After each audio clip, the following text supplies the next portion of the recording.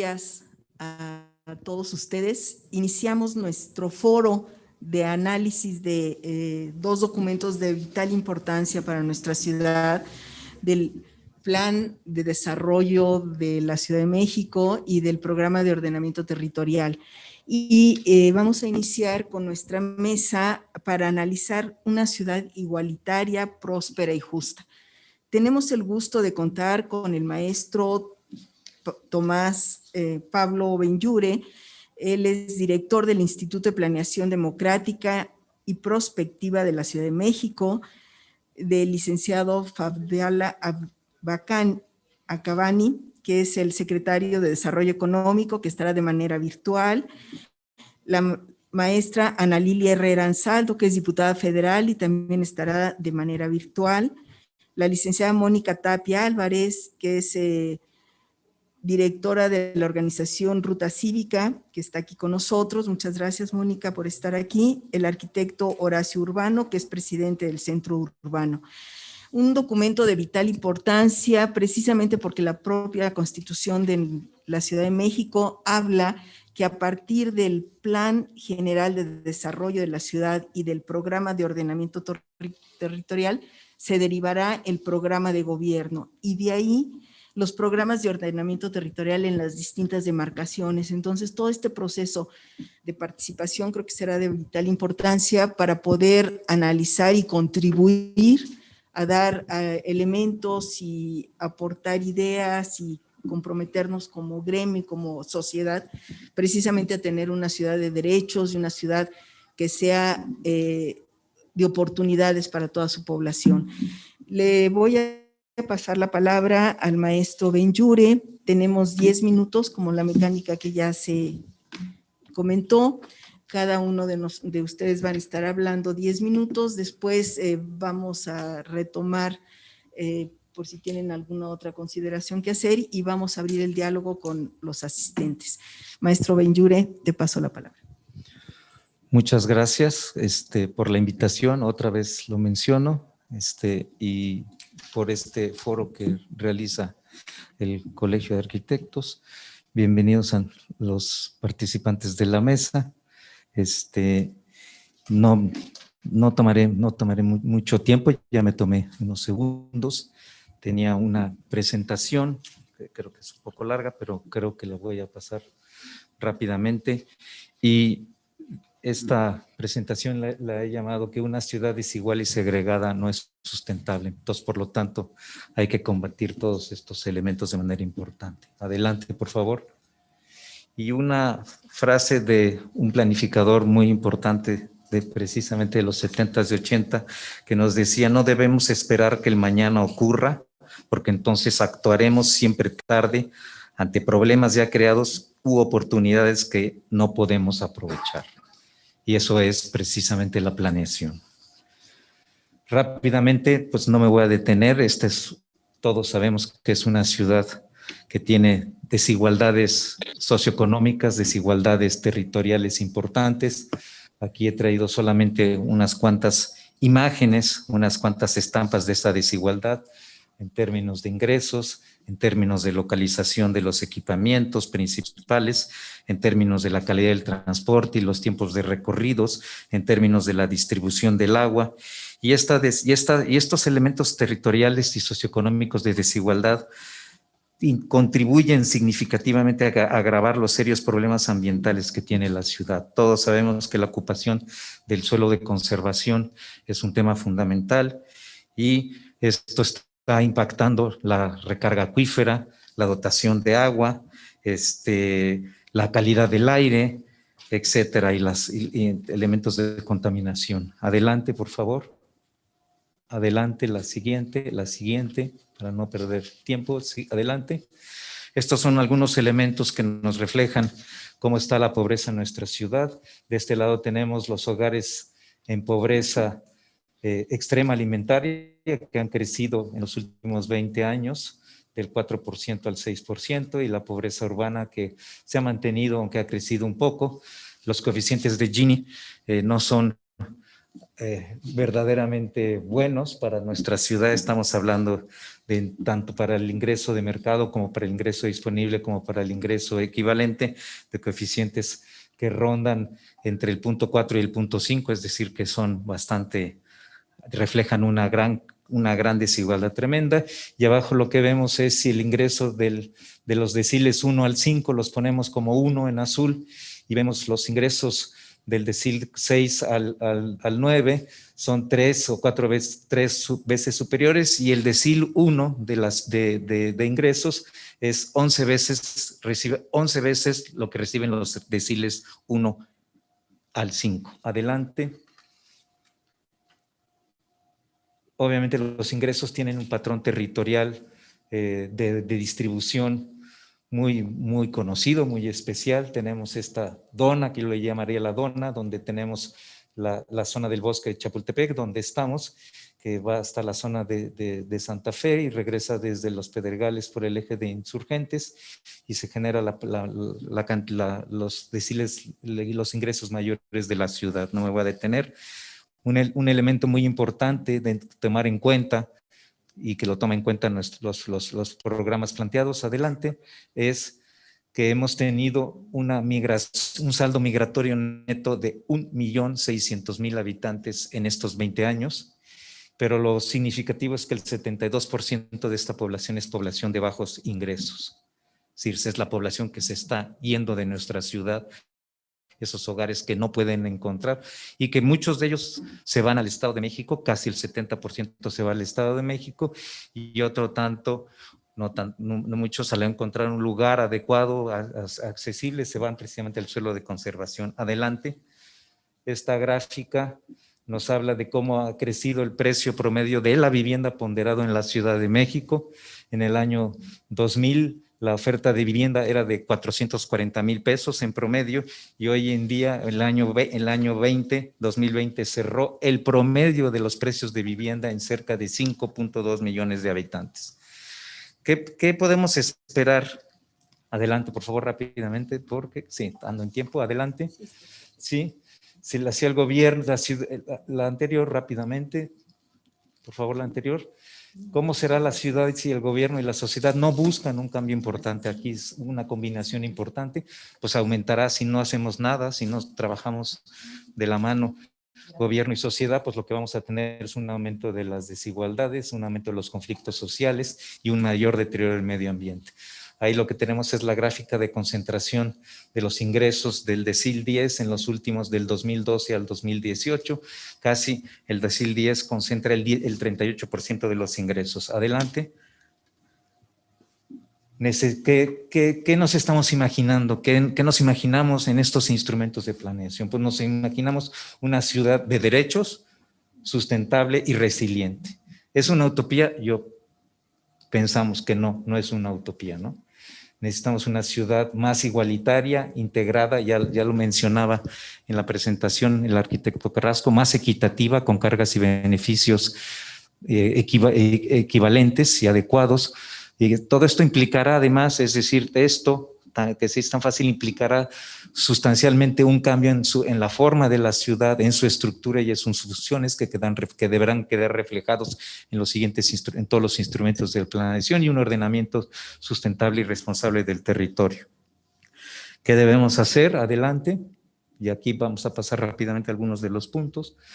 Bueno, pues una ciudad debe buscar un cambio importante en la planeación, y estos solamente serán posibles a través de una mayor acción colectiva y un papel del gobierno más preponderante. Como dice el Premio Nobel de Economía Stiglitz, él no habla de la ciudad, él habla de la economía en general, pero creo que se aplica perfectamente. Necesitamos que el instituto trabaje estos sistemas de planeación con una mayor participación amplia y ciudadana, con la constitución de diálogos y acuerdos como los que estamos estableciendo, con la colaboración del Congreso, con la colaboración y participación de la academia y los colegios, de las asociaciones de profesionistas, con un enfoque de derechos humanos y un proceso de planeación racional, integral, coherente, consistente, evaluable, flexible y jerarquizado. Adelante.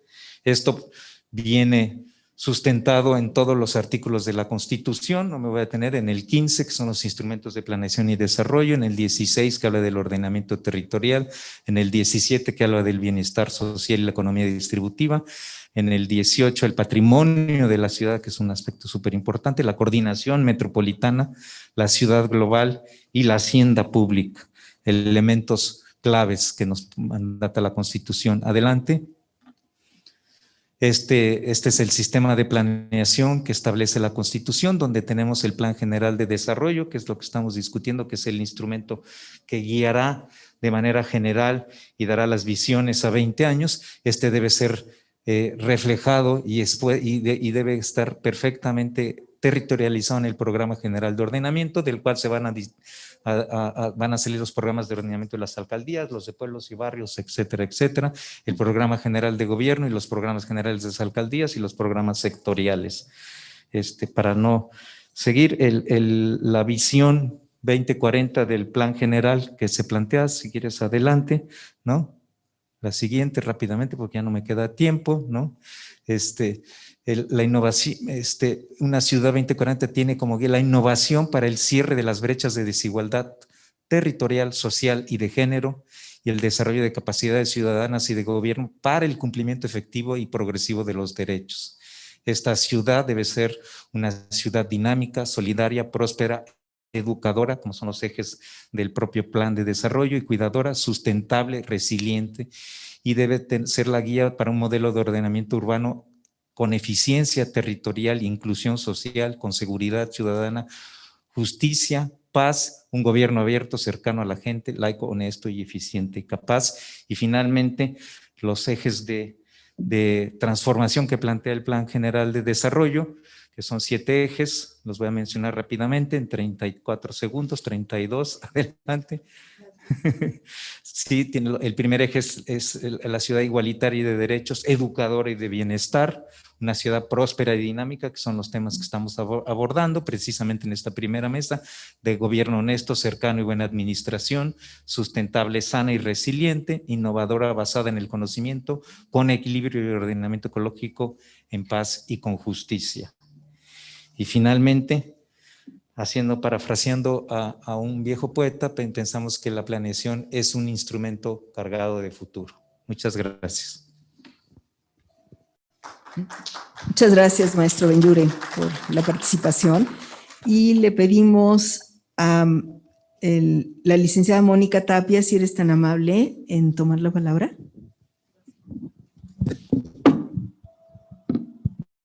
Gracias. Nada más una precisión, soy maestra, tengo 2 maestrías y normalmente las mujeres nos ponen menos títulos de los que tenemos.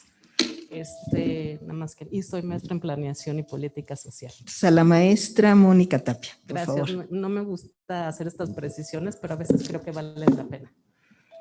Yo tengo una presentación, más que con los contenidos, que la verdad es que no veo nada en términos de redistribución. Obviamente la justificación es la segregación y la desigualdad, pero en términos de contenido pues sí se queda muy, muy pobre. Pero más bien yo me voy a concentrar en los términos del proceso. Si le dan a la que sigue. Ok. Bueno, normalmente empezamos en julio de 2019 el marco legal, ya empezamos tarde según los transitorios de la Constitución en términos de la planeación. Luego supuestamente se creó el instituto en febrero del 2020. Después vendría a ser pues la consulta y la participación. Ayer anunció el secretario de Gobierno, quien no tiene facultades para hacer esto, que se ampliaba la consulta, y lo extraño es pues que no fue el director del instituto, sino fue el secretario de Gobierno. Él no tiene esas facultades para hacerlo. También escuchamos ayer que los presupuestos participativos se iban a acabar, a pesar de que estos presupuestos participativos en esta edición tienen un esquema de mayores recursos por indicadores de marginación, pues no se van a poder aplicar. Entonces no sé dónde queda mucha de la participación activa y de los acuerdos que este gobierno pretende llevar a cabo. Y finalmente el proceso de deliberación y aprobación legislativa, pues que si le hacemos caso, aunque no tenga facultades, serían en febrero del 2022. Si le sigue la... Sin embargo, yo querría hablar de los pendientes de todo este proceso. Uno es que existen amparos en términos de la consulta indígena y varias leyes, y además en términos del marco legal no existe la ley de ordenamiento territorial. Cuando nos acercamos al Congreso a hablar de estos temas, nos dijeron siempre que iba a haber una ley de ordenamiento. Hasta la fecha hay un proyecto de programa de ordenamiento, pero no hay una ley. Si le das clic. En términos de la creación del instituto, pues todavía falta el sistema de información, cosa que no tenemos, el sistema de indicadores de derechos humanos, cosa que no tenemos. Están violando actualmente las obligaciones de transparencia, no se puede consultar ni el organigrama, ni los currícula del Consejo y de ningún órgano de gobierno, no se publican minutas, no hay sesiones públicas, no hay actualmente una oficina de participación ni consulta pública, esto está en la Constitución y se está violando. Y tampoco hay instancias de planeación ni en las secretarías ni en las alcaldías. Esto también se está violando tanto la Constitución como las distintas leyes que ahorita hablaré.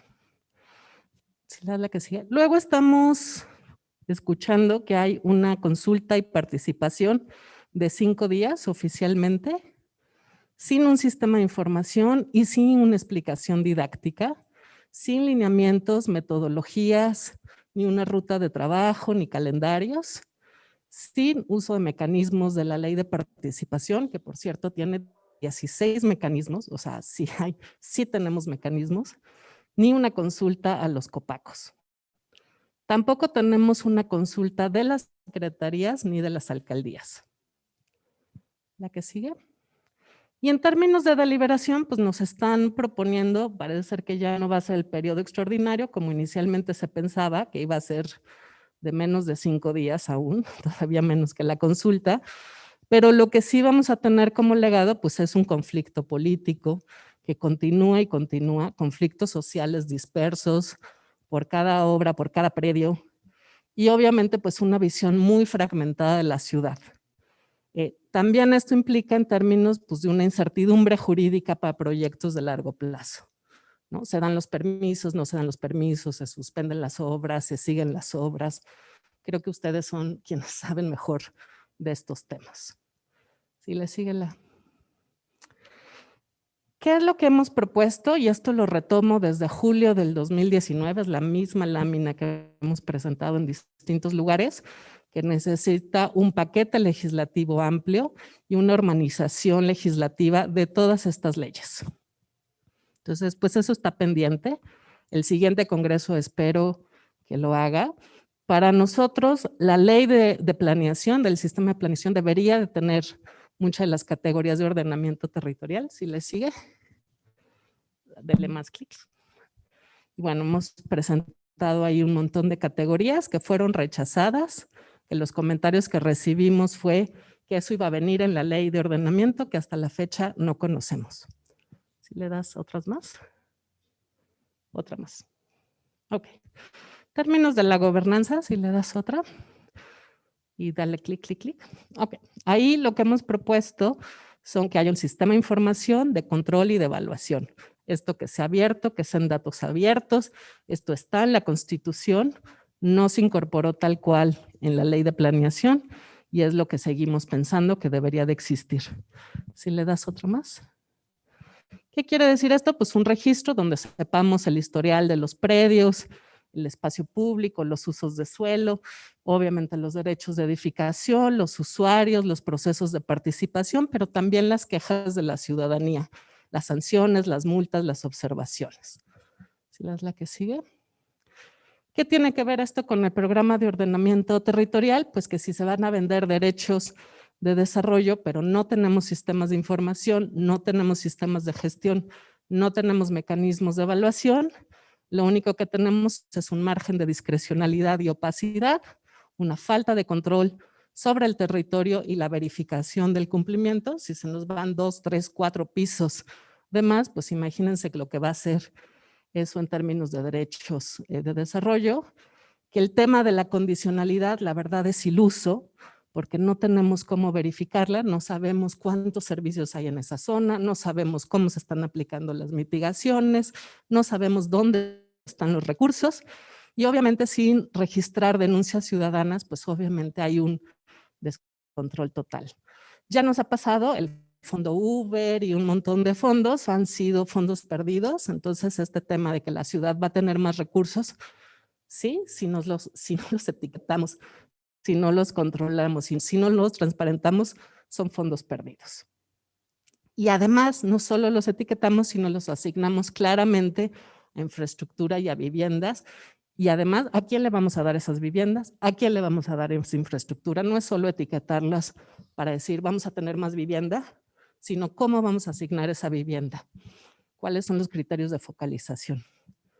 ¿Le seguimos? Ahora, nosotros hemos, esto igual es la lámina de toda la vida, buscado que sea el instituto un mecanismo multiactor de consensos, de planeación de largo plazo. El primer punto que hemos dicho siempre es que sea autónomo del gobierno, cosa que no es actualmente, si el propio secretario de gobierno ya nos está diciendo que se amplía la consulta sin tener esas facultades. Debe de haber un solo comité de selección y no dos, no el de los cuates y el otro. Debe haber convocatorias, hemos propuesto todo un mecanismo claro de convocatorias y justamente tenemos un amparo abierto y en curso sobre estos temas. Las sesiones deben de ser abiertas, las minutas públicas. Si le seguimos a la que siga. Nada más, digo, tenemos todo un estudio hecho y esto es una tabla resumen, pero ¿cómo son los mecanismos en Nueva York, en Los Ángeles y en otras ciudades? ¿Cuánto tiempo toman?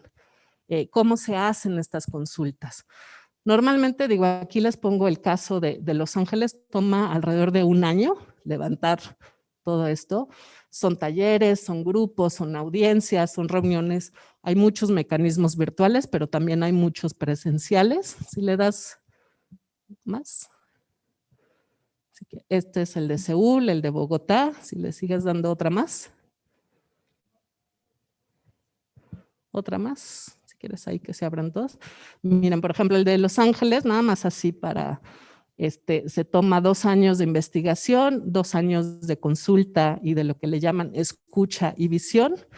Luego se desarrolla el plan y luego hay la adopción y la implementación. Nueva York tiene un súper sistema de información y de gestión que además tiene laboratorios, tiene interacción, etcétera. Si le sigues la que sigue. Y digo, no es nada del otro mundo, Guadalajara ya lo está haciendo. O sea, tampoco este es el esquema de Guadalajara, o sea, no estamos en un mundo inalcanzable, existe ya un sistema, existe un proceso de gestión. Si le das 2 más, ok. Si quieres otro más. Esta es igual la lámina que siempre hemos propuesto, cuál es el proceso que se necesita, cuáles son los instrumentos de la ley de planeación que se deberían de estar haciendo. Y pues sí, más o menos tomaría entre 6 meses, 1 año, armar los consensos, la consulta pública, la participación, con un calendario, con una oficina, con un sistema de información. Posteriormente también el Congreso tendría que validar este proceso. Si le das otra más.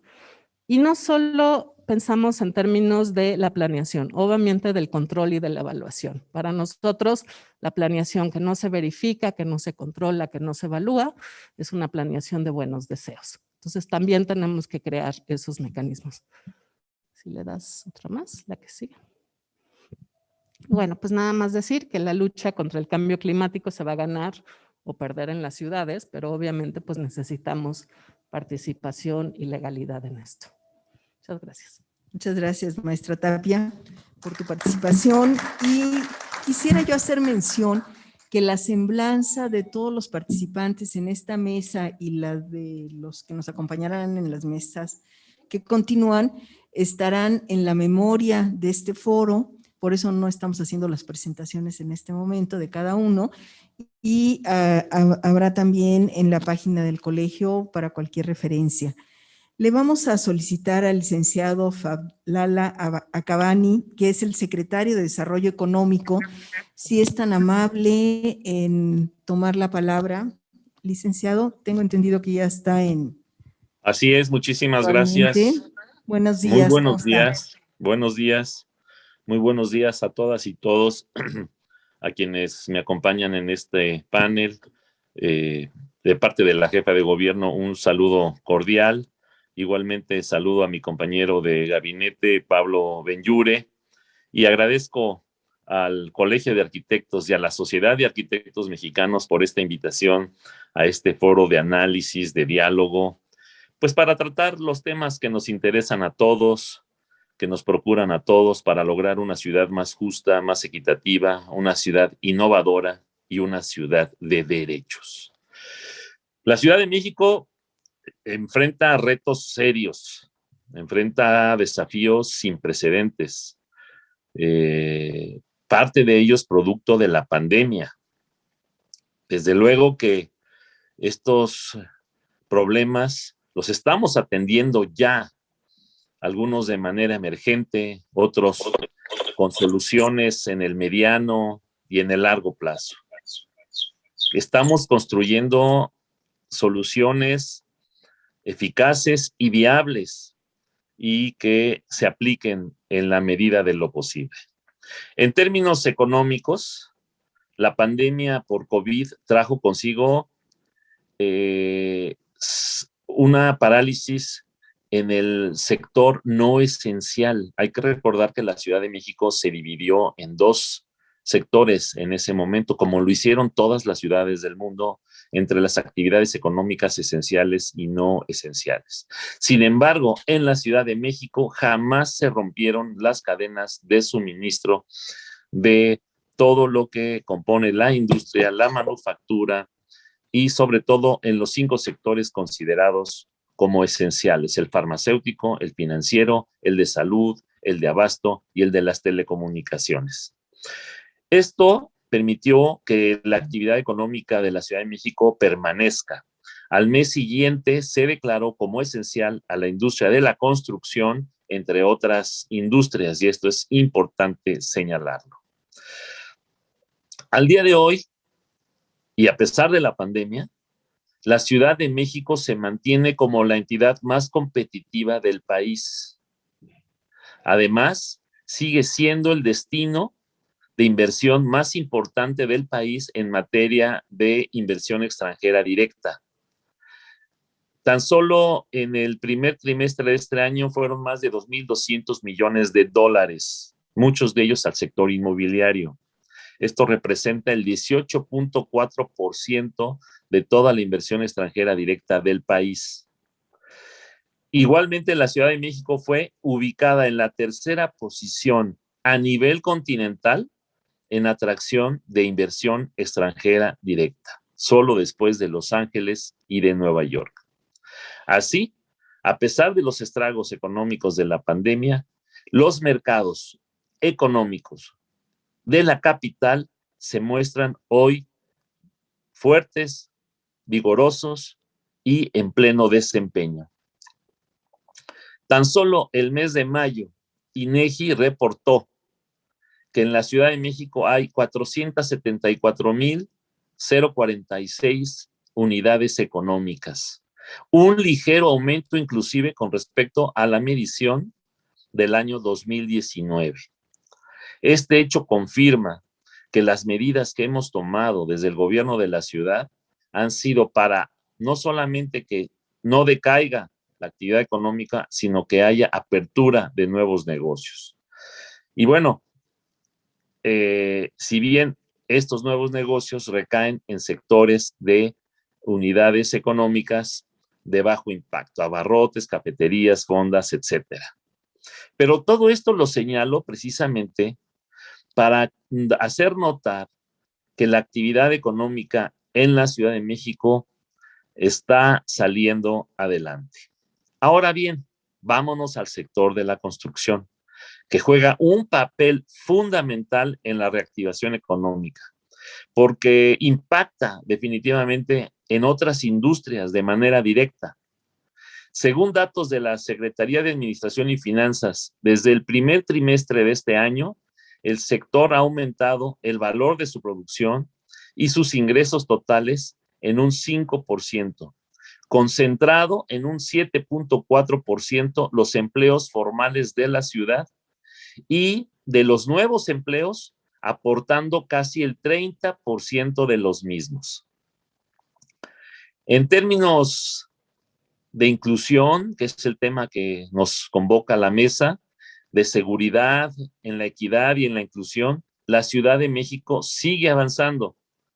La capital ocupa el primer lugar nacional en el indicador de sociedad incluyente, preparada y sana.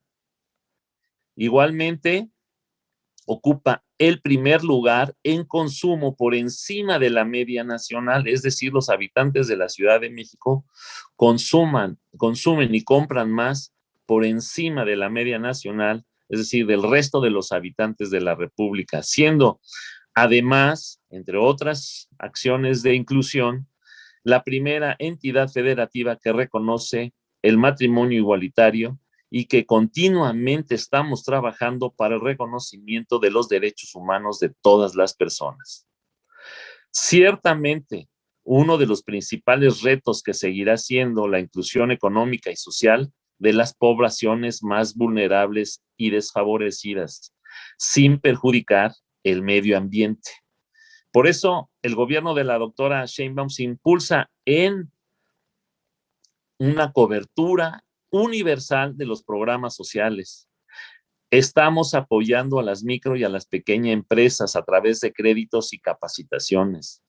Muchas veces oímos a la crítica o oímos a personalidades que señalan cómo debemos actuar en torno al impacto económico por la pandemia.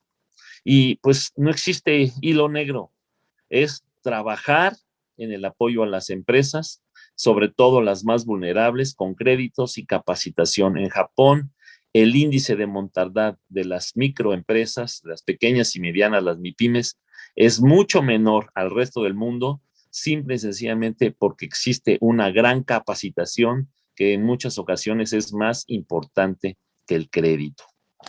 Estamos trabajando en ese sentido, construyendo una sociedad económica, económicamente incluyente. Para el gobierno de la doctora Claudia Sheinbaum, todos quienes componen una sociedad y una economía, quienes participan en ella, deben de crecer, deben desarrollarse y mejorar su calidad de vida. Para nosotros la construcción económica o es incluyente o no hay construcción económica. Estamos revirtiendo las medidas que durante 30 años impactaron en una desigualdad y en una falta de oportunidades. El esquema de desarrollo económico que estamos creando en la Ciudad de México incluye necesariamente la inclusión social, nuevas universidades, nuevas preparatorias, más apoyo a las poblaciones más vulnerables, inclusión económica a las alcaldías con mayor rezago, Tláhuac, Milpalta, Xochimilco, Iztapalapa. Del 100% de los créditos otorgados, el 60% tan solo fueron para dos alcaldías, Gustavo Amadero e Iztapalapa, y esto es parte de la inclusión económica que estamos logrando. Y también vale la pena señalar que del 100% de los créditos que entrega la Secretaría de Desarrollo Económico, el 63% son para mujeres, que esto es otro dato importante. No puedo dejar de señalar también que estamos construyendo un mecanismo de transición energética con el paso del uso de combustibles a energías solares. Lo estamos haciendo con las microempresas, lo estamos haciendo con Ciudad Solar en la central de abastos, la más grande al interior de una ciudad en el mundo, y lo estamos igualmente construyendo, colocando paneles solares en los edificios públicos propiedad del gobierno de la Ciudad de México. Todo esto que he señalado es parte de una lucha para lograr un esquema de inclusión y de bienestar generalizado. Gobernamos para todos, no para uno u otro sector, pero siempre atendiendo a los sectores más vulnerables, sobre todo a los que más impacto negativo tuvieron por la pandemia. Igualmente, señalar que la doctora Sheinbaum está atendiendo el tema en forma integral. Todos nuestros esfuerzos tienen la finalidad de procurar el bienestar social y económico de los habitantes de la Ciudad de México. Seguiremos colaborando y fomentando la participación y el diálogo con todos los actores sociales. Es la única manera de construir una sociedad equitativa, tomando en cuenta a ustedes o el Colegio de Arquitectos, que no es la primera vez que me reúno con ustedes y que participo en eventos como este, y con todos los actores sociales. Estamos trabajando igualmente en un esquema de simplificación administrativa que permita la apertura rápida de negocios y que permita acabar con esquemas de discrecionalidad y de corrupción. Por eso estamos colaborando con todos los actores económicos. No hubo ni un solo actor económico, sector económico, con el que no hayamos construido con ellos, por ejemplo, por citar un ejemplo, sus protocolos sanitarios para una reapertura económica ordenada y gradual. Por mi parte, celebro este tipo de encuentros, agradezco la invitación y esperemos que esto sirva para seguir construyendo la ciudad resiliente y próspera que todos los capitalinos requieren. Muchísimas gracias. Muchísimas gracias, licenciado Acabani, por su participación.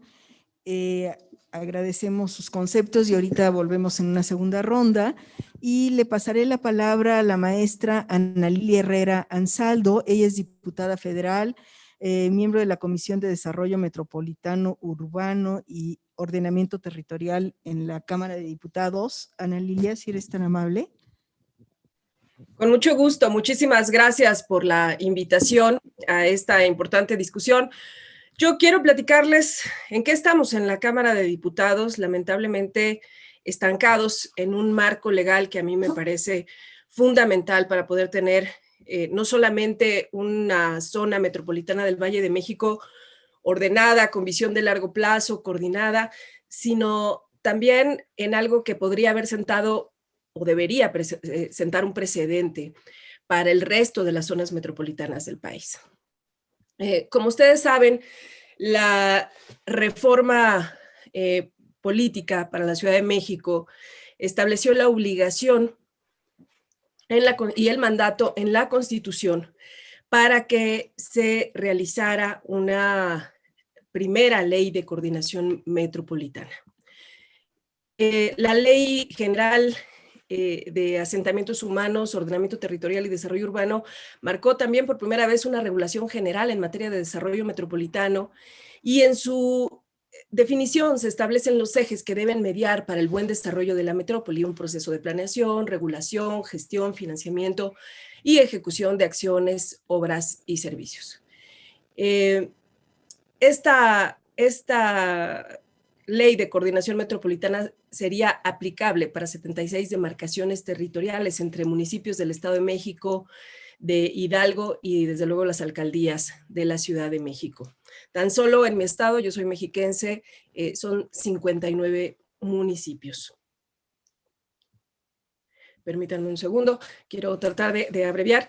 El fundamento entonces es el artículo 122 apartado C, y la obligación es expedir las leyes que establezcan las bases para la coordinación administrativa en materia de planeación del desarrollo y ejecución de acciones regionales para la prestación de servicios públicos en términos de la ley que emita el Congreso de la Unión. La primera vez que estamos facultados para ellos en el Congreso de la Unión.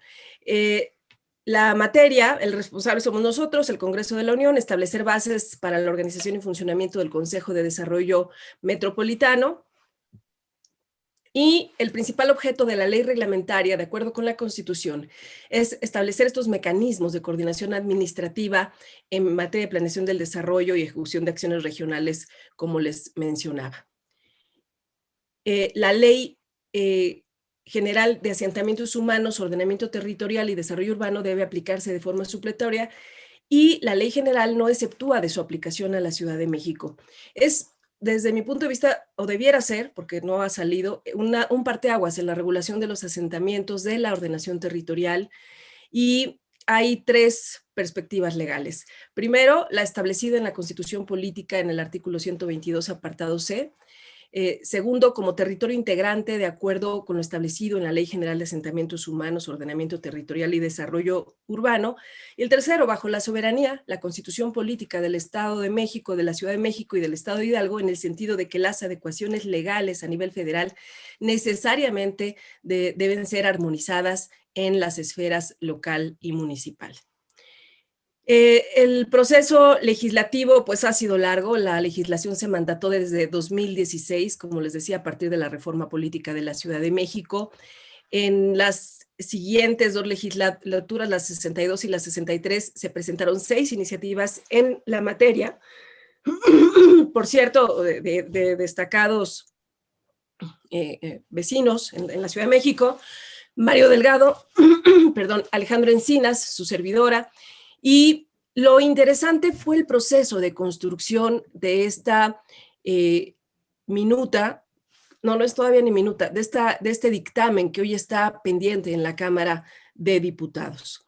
El proceso legislativo en la actual legislatura se inicia a partir del análisis de las propuestas existentes en las cámaras, pero sobre todo de un acuerdo entre los gobiernos de la Ciudad de México, del Estado de México, del gobierno federal y del propio gobierno del Estado de Hidalgo.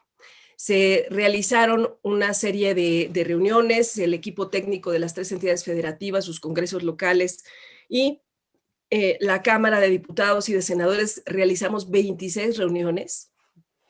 La iniciativa se presentó primero en los congresos locales en septiembre de 2019. En el caso de Hidalgo, el 30 de agosto, todas fueron aprobadas y enviadas a la Cámara de Diputados entre los meses de septiembre, octubre y noviembre. En la Cámara de Diputados, pues se discutió, creo que hay un gran proceso de consenso, de acuerdo, entre quienes van a operar, no solamente entre legisladores, sino entre quienes van a operar esta reforma legal, y pues lamentablemente la tenemos ahí durmiendo el sueño de los justos, no ha querido pasarse al pleno, está por terminar esta legislatura. Yo seré diputada, soy diputada electa, seré parte de esta primera generación de la reelección, y bueno, pues es un tema pues que tendremos ahí entre las prioridades para impulsar en la siguiente legislatura. ¿En qué consiste básicamente? Quiero hacerles un recuento rápido porque quiero abordar otro tema. Está integrada por 8 títulos que describen la parte general de aplicación y las atribuciones para las entidades federativas. Primero, mecanismos de gobernanza. Se crean el Consejo de Desarrollo Metropolitano del Valle de México, en el que se agrupan las comisiones metropolitanas, el Comité Ejecutivo de Planeación y Seguimiento de la Zona Metropolitana del Valle de México y el órgano consultivo de desarrollo metropolitano. El segundo título, sobre participación ciudadana, establece la posibilidad de que los ciudadanos presenten propuestas respecto del mejoramiento urbano, así como el mecanismo de consulta ciudadana para los planes y programas metropolitanos. Ojo, no hay que confundirlo con la consulta ciudadana que está regulada en la Constitución Política, se trata más bien de un mecanismo de participación y de opinión.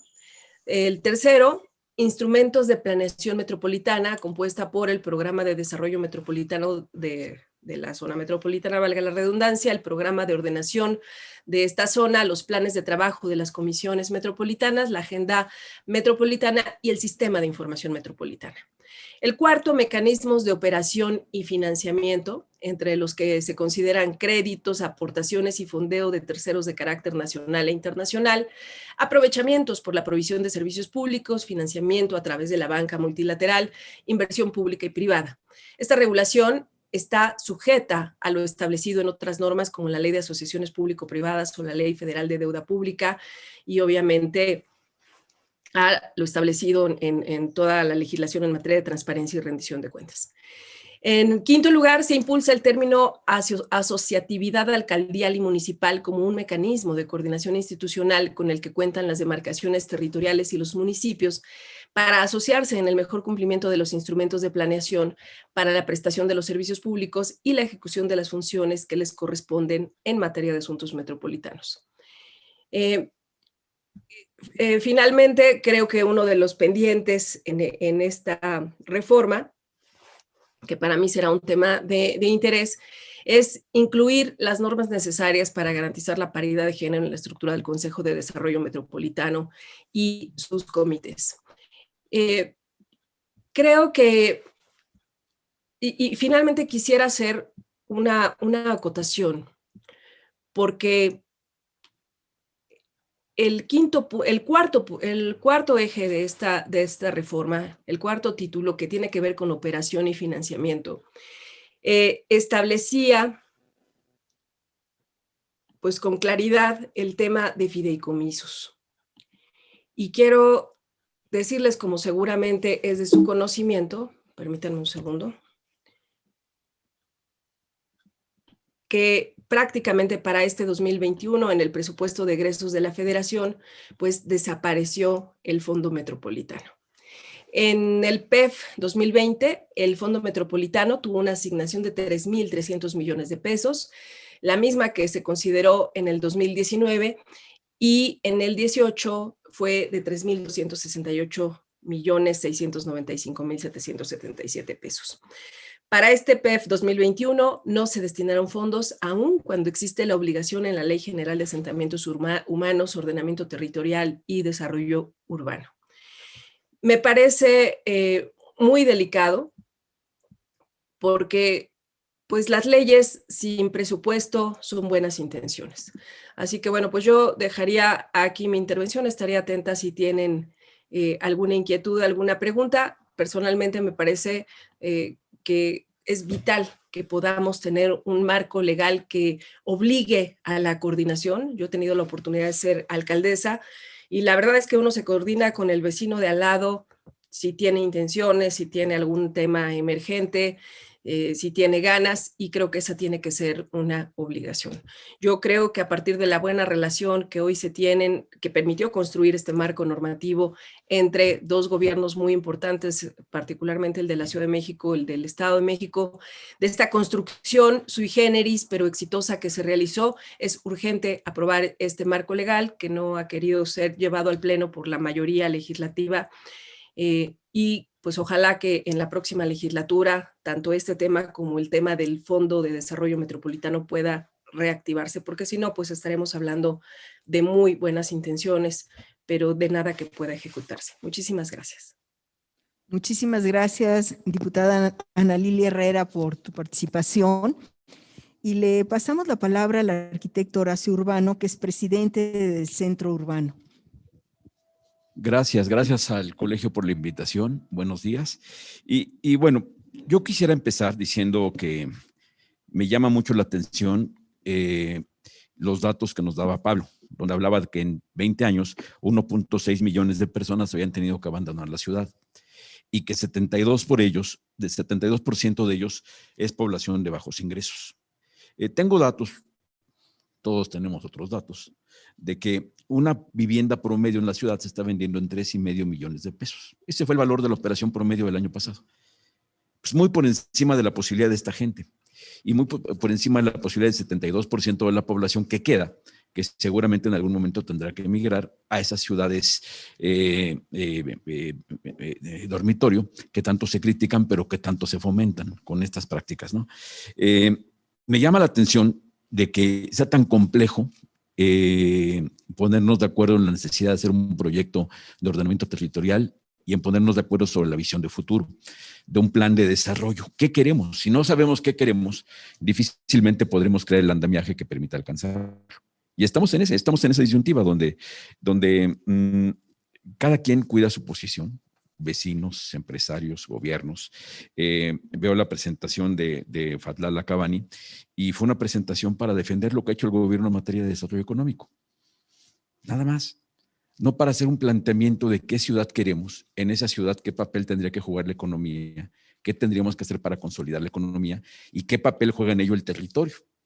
Porque pues, en una cocina, aquí entre arquitectos, pues uno tiene que pensar en el diseño en función de la función de lo que queremos obtener, ¿no? Si queremos hablar de un futuro de ciudad, tenemos que entender qué futuro queremos para esa ciudad y qué tenemos que construir de infraestructura física, de planeación, de infraestructuras, servicios públicos, todo lo que hay que generar para que eso sea viable. Me impacta que en esa visión de futuro ahora estemos, y me da gusto, dándole prioridad al tema de planeación, que durante décadas no nos ha importado. No nos ha importado. Ha sido una omisión de todos, ¿no? Sociedad, arquitectos, gremios, profesionistas, casi que hasta los urbanistas han estado hechos a un lado, porque la situación nos ha rebasado a todos y hemos dejado que las ciudades sean lo que son. Y ahora, al momento de planear, tenemos que tener una visión de futuro. ¿Qué ciudad queremos? Ciudad de derechos, pues caray, es muy básico decir eso, ¿no? O sea, sí, una ciudad de derechos, ¿quién va a decir que no? O sea, ¿qué queremos? ¿Cómo queremos ponerle cara y nombre y apellidos a esa ciudad de derechos?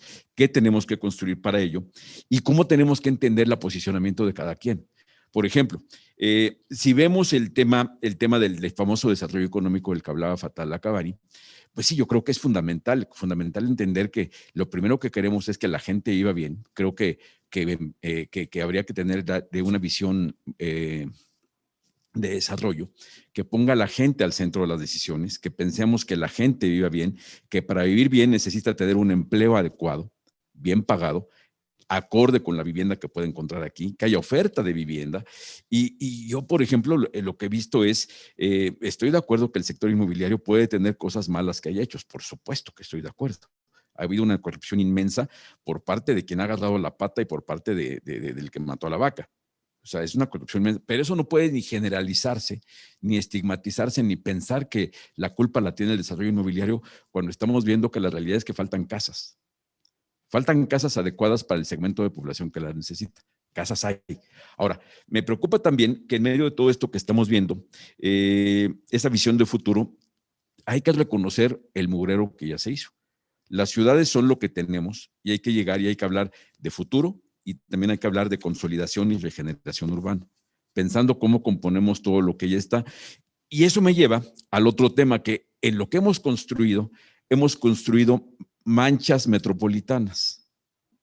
Entonces, obviamente estamos hablando de instrumentos de planeación de la ciudad, pero esos instrumentos significan muy poco si no acaban siendo parte de un ensamblaje metropolitano.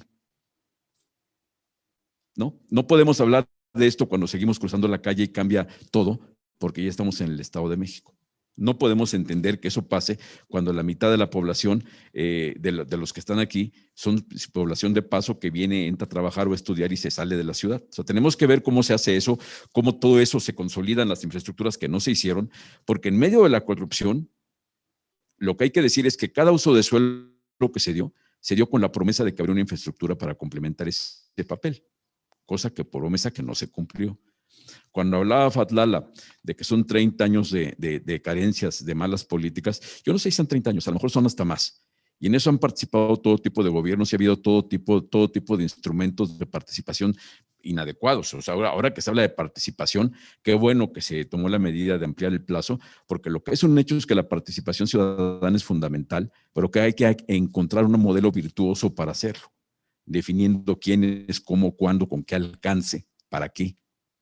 Si no hacemos eso, estamos únicamente abordando, así como el tema de una ciudad de derechos, pues la participación ciudadana. Suena muy bien, tenemos que hacer que funcione bien y digo, este tipo de foros tendrían que servir para eso. Cuando hablamos de la visión metropolitana, me parece por mucho muy interesante la participación de la diputada Herrera, donde habla claramente de una visión metropolitana. Habla claramente de que es bien fácil lo que decíamos, ¿no? Hablamos de una ciudad de derechos. Ok, hablamos de una visión metropolitana, pero sin presupuesto. Es muy difícil ponerle la prioridad a algo y quitarle los elementos para hacerlo. Es muy difícil hablar de visión metropolitana cuando hay instrumentos de coordinación y no se está aprovechando plenamente lo que se está haciendo desde el orden federal, bueno o malo, Si es malo, hay que mejorarlo, pero hay que ver cómo se vincula, cómo se armoniza, como decía la diputada, para que lo que está pasando en esa planeación tenga que ver con lo que estamos viendo en cada localidad, en cada localía. Aquí tenemos que apostar por un proyecto metropolitano y el gobierno de la ciudad tiene que comprometerse a eso y tiene que tomar decisiones y compromisos y ceder algunas cosas. Estamos en un entorno politizado donde nadie quiere ceder sus cotos de poder. Una visión metropolitana es más que evidente en una ciudad como esta y es vergonzoso que no lo tengamos. Entonces, me parece importante que en estas primeras participaciones estemos hablando de cómo definir claramente lo que queremos, porque pareciera que estamos en un problema de acuerdo con dos formas de entender el término acuerdo. Pongámonos de acuerdo en qué carambas queremos que sea esta zona metropolitana como parte de una región, porque hay que entender que también lo que hagamos en la ciudad tiene un impacto en la metrópoli y tiene un impacto regional. Yo me acuerdo cuando Enrique Peña Nieto fue gobernador, que inventó el tema de las ciudades bicentenario. Es muy difícil decir esta va a ser la ciudad de la ciencia sin ponerse de acuerdo con los municipios y con los estados que los rodean. No se puede hacer así de pretender ser autoritario con la planeación porque así no funciona. Igual con esto. Si queremos hacer adecuados instrumentos de planeación, hay que entender el proyecto país, ver qué papel juega en ello el proyecto ciudad y ver cómo intervienen en eso los instrumentos de planeación urbana que tenemos. El suelo es fundamental, hay que saberlo utilizar. Y el suelo forma parte de un sistema que va mucho más allá únicamente de lo que es la Ciudad de México. Pues yo no ocuparía mucho más tiempo porque me parece que estamos empezando el foro y seguramente lo triste es que en la sucesión de las mesas, muchos de esto que se habló ahorita no se va a retomar y cada quien va a arrancar de cero. Y lo ideal sería que hubiera un hilo conductor que pudiera decir, a ver, ¿cuáles son los objetivos? ¿Para qué queremos las ciudades? Sería muy bueno que el país nos dijera qué proyecto de país tenemos, qué papel juega en ello la ciudad, qué papel juega en ello una visión metropolitana y cómo se hace para esa visión metropolitana que se intenta construir desde la SEDATU, por ejemplo, desde una Secretaría de Alcance Nacional, se pueda armonizar con lo que se puede hacer aquí. Porque tampoco tiene sentido que la SEDATU esté haciendo una planeación que tiene luego como principal obstáculo a los órganos locales, al municipio, ¿no? O sea, la vivienda está cascabeleando porque la mejor política de vivienda es una muy buena política de suelo. Y si los gobiernos locales no entienden la necesidad de que la gente como prioridad, el hecho de que la gente viva bien y entiendan el papel que la ciudad juega en eso para que la gente viva bien, estamos en problemas como esto, ¿no? Con que sabemos que vamos a estar expulsando. Luego hacemos relatorías muy simpáticas, de la famosa gentrificación, sin entender qué es lo que provoca esa supuesta gentrificación. Sí la hay, por supuesto que la hay. Supuesta en el sentido de que una intervención urbana eficiente genera plusvalías. Ok, lo que hay que ver es a quién le deben corresponder esas plusvalías y cómo cuidamos a la población. El tema no es decir que la gentrificación es la mala del cuento, si lo que falló fue la planeación. Pues muchas gracias por este primer espacio y devuelvo el micrófono. Muchas gracias, Horacio. Les voy a pasar la palabra nuevamente por 3 minutos a nuestros participantes y yo quisiera en esta segunda ronda que tuviéramos, yo les preguntaría cuáles serían los retos principales que tenemos, por ejemplo, para la armonización de toda la legislación que va a implicar esto. Se habla en los 2 documentos, tienen un párrafo de su visión 2035 para el Programa de Ordenamiento Territorial, su visión 2040 para el Plan de Desarrollo, y entre los ejes de transformación, por ejemplo, para una ciudad igualitaria, que es el tema de esta mesa, habla de dar estas oportunidades de acceso a la población, a la infraestructura, a los equipamientos, a todo esto que le permitiría mejorar sus condiciones de vida. Cuando hablamos de una ciudad próspera, habla el documento de pasar de una ciudad monocéntrica a una policéntrica, y cuando hablamos de una ciudad con paz y justicia, habla de que ya no vamos a tener ni violencia ni inseguridad en la ciudad. Entonces, en todo este marco de los 3 grandes puntos de esta mesa, yo les pasaría a ustedes su palabra, el micrófono para conocer sus puntos de vista. Si les parece, en el orden que fuimos platicando en un inicio, el maestro Benjure, te paso la palabra. Muchas gracias Contestaré las preguntas que nos haces. Creo que la armonización de leyes efectivamente es un punto muy importante y habría que trabajar fundamentalmente, bueno, habría que efectivamente trabajar no solamente estos dos programas, sino un conjunto de leyes que son concurrentes, entre ellas la Ley General de Desarrollo Urbano, la Ley de la Tierra, todas las que tienen que ver con la movilidad, etcétera, etcétera. Es importante mencionar que estos dos programas no solamente tienen un carácter urbano.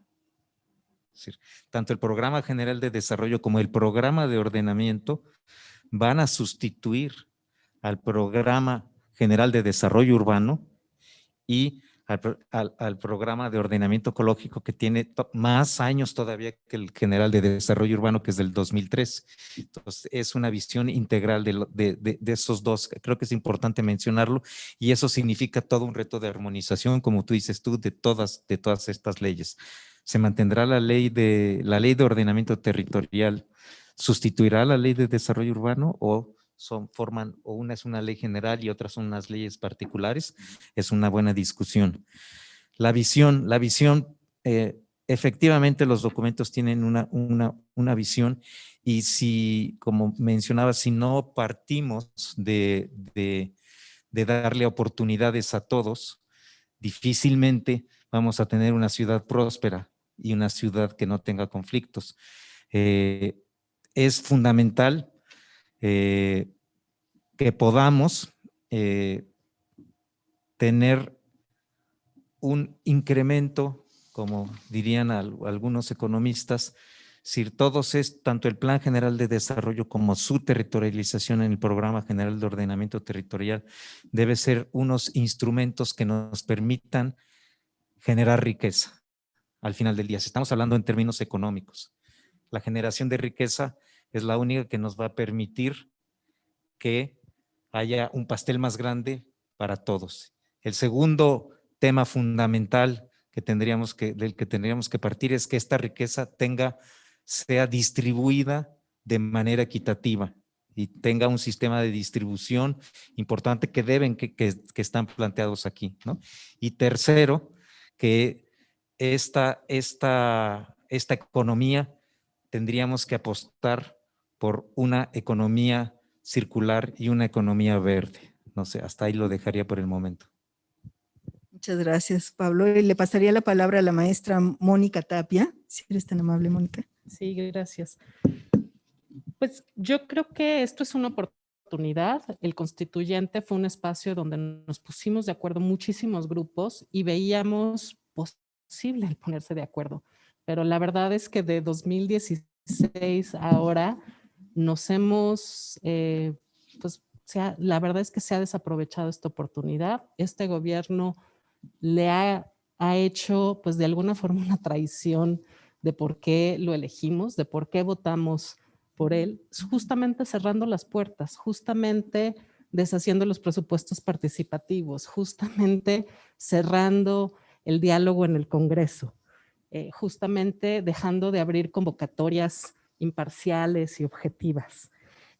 Yo creo que es cierto, tenemos una visión donde la desigualdad es la mayor problemática, donde no se trata de tener una ciudad solo para unos cuantos, pero como cualquier arquitecto sabe, una cosa es la visión de una casa, de un edificio, y después mínimo hay que ponerlo en planos y hay que tener permisos, y eso quiere decir tener una institucionalidad. O sea, eso en lenguaje de política pública significa tener procesos, tener reglas, asignar fondos, transparentarlos, tener reglas para todo eso. Y eso no se está construyendo. Entonces nos prometen una visión, una casa por ahí, sin planos, sin permisos, que lo van a decidir y lo van a hacer pues en lo oscurito algunos cuantos, y después nos cuentan el cuento que va a servir para tener una nueva ciudad. Pues yo ya no me la creo, ¿no? Eso es muy, muy claro. Vivimos en una ciudad llena de vacíos y de duplicidades institucionales, que ha llevado a amparos, que ha llevado a incertidumbre jurídica, que se ha judicializado muchos de estos conflictos, y no estamos aprovechando la oportunidad que nos daba la Constitución para rehacer eso. Entonces sí insistiría no en unas cuantas leyes, Pablo, o sea, es una reingeniería muy grande que llevamos pidiendo desde hace 2 años que se haga. Esperamos que con este congreso, pues, a ver si se escucha de otra forma y se procesan de otra forma los conflictos. Y lo segundo sería esta institucionalidad en términos de consulta y de participación, o sea, todos estos tiempos y reglas y mecanismos de participación tienen que ver con que esa visión que muchos tenemos en la cabeza, que sí es distinta, Horacio, perdón, pero sí es muy distinta, llegue a ser algo en común. Y para eso se necesita discusión, no solo foros y presentaciones, discusión, talleres deliberativos, tiempo, convocatorias, pero pues si es nada más para firmar y aparecer en la foto, pues no nos interesa, ¿no? Eso es también muy claro. Y finalmente, pues yo pensaría que así como tenemos esta idea de tener una mejor ciudad, más justa, más incluyente, más sustentable y más resiliente, estas buenas intenciones tendrían que acabar justamente en política pública, en sistemas de gestión, en procesos participativos. Y pues si no, son sueños construidos de humo y en servilletas, ¿no? Y así nos vamos a quedar. Gracias. Muchas gracias, Mónica. Y antes de pasarle la palabra al licenciado Acabani, les quisiera recordar a todos los asistentes que quien tenga algún comentario, alguna pregunta, que nos hagan favor de hacérnosla llegar a la mesa por escrito. Compañeros están ahorita repartiendo tarjetas y quienes están viéndonos también vía Zoom, si son tan amables en hacernos sus comentarios. Después de esta ronda de 3 minutos de participación de cada uno sobre lo que hemos estado comentando, iniciaremos el diálogo con el resto de los asistentes. Le paso la palabra al licenciado Acabani, si es tan amable, licenciado. Sí, muchísimas gracias nuevamente. Pues sí, el reto es conciliar a todas las partes que participan en la construcción económica, en la construcción social, en la construcción política, incluso, diría yo. Y en este reto estamos trabajando después de, como ya alguien lo señaló, alguien que me antecedió atinadamente, pues de una borrachera se dio en materia de obras y construcciones desordenadas que impactaron negativamente en la calidad de vida de los habitantes de la Ciudad de México. Y este gobierno, a partir de esa situación, promovió, por ejemplo, la consulta en edificios cuyas construcciones rebasen los 10,000 metros de terreno y bueno, y su proporcionalidad en metros de construcción, centros comerciales, edificios corporativos, etcétera, se van a someter no solamente a una publicitación vecinal, que es lo que marca la ley, sino a todo un mecanismo de consulta que está a cargo de la SEDEMA para conocer realmente la opinión de los vecinos inmediatos a donde se va a realizar la obra, y eso es promover la participación ciudadana. A la Secretaría de Desarrollo Económico le corresponde el aquí y el ahora.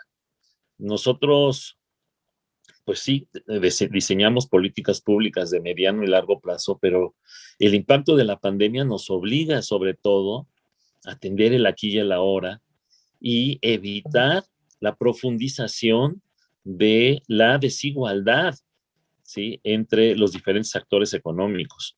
Por citar un ejemplo, estamos promoviendo que pequeñas y medianas empresas puedan vender por internet para que no se queden rezagadas en el ámbito de la nueva modalidad de consumo de los habitantes de la Ciudad de México, que casi en un 95% están conectados, de tal manera que cerremos esta posible brecha de desigualdad en la venta por plataformas digitales. Y el reto es aquí y ahora integrar a las 16 alcaldías en una dinámica económica que permita un desarrollo integrado, como ya lo dije, y sustentable.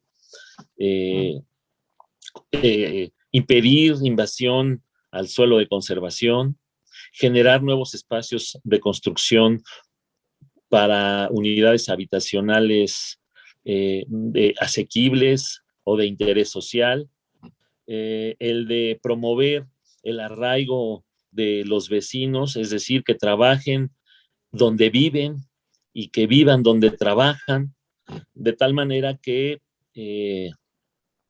desincentivemos, ¿no? La creación de alcaldías dormitorio, donde la gente sale masivamente a trabajar y regresan solamente a dormir.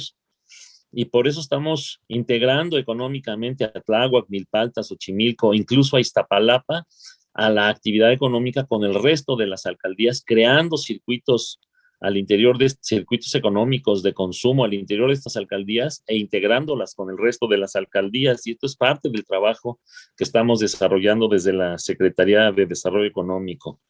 Estamos promoviendo incluso la economía circular, estamos construyendo una iniciativa de ley en materia de economía circular que no solamente toque el tema medioambiental, sino el tema de reciclaje, sino el tema económico y el impulso a la creación de empresas en materia de economía circular, que son parte importante en la cadena de valor del reciclaje y que pues otorga mucho trabajo en la Ciudad de México. Igualmente, por citar un ejemplo, el día de ayer nos reunimos en un networking en materia de economía naranja, todo lo que es la industria del entretenimiento, de la creatividad, de toda la industria creativa, de tal manera que impulsemos esta industria que es importante para la calidad de vida de los habitantes de la Ciudad de México y que es parte de del consumo tradicional de los habitantes de la Ciudad de México, el cine, el teatro, el teatro al aire libre, la creatividad, en fin, etcétera. Entonces, todo esto en una visión integral, de tal manera que permita construir una dinámica económica en donde quepamos todos quienes la componemos. Coincido en que estamos en un inicio con el Instituto de Planeación construyendo una nueva ciudad. Esto es el arranque. Y yo a lo que convoco es a la participación de todos. La crítica es buena, los señalamientos son buenos, nos alimentan, nos enriquecen porque señalan cuál es el camino que debemos tomar y cuál es la reflexión que debemos hacer para poder incorporar nuevos factores o elementos al análisis y a la proyección que necesariamente tenemos que construir entre todos. No hay otra alternativa más que con la participación de todos construir la ciudad que deseamos. Y finalmente señalar que vamos a seguir trabajando con todos los actores económicos.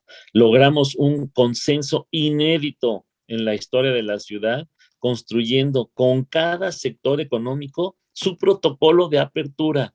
No hubo ninguna sola imposición, ni en el sector de la construcción, ni en el sector gastronómico, ni en el sector turístico, ni en el sector manufacturero y de la industria.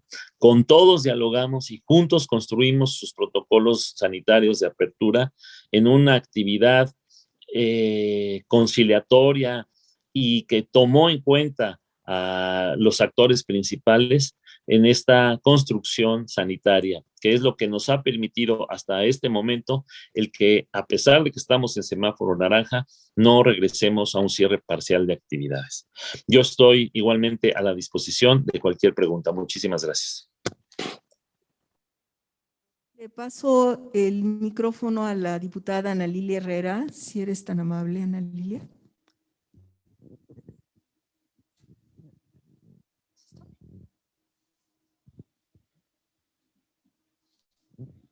¿Sí está Ana Lilia?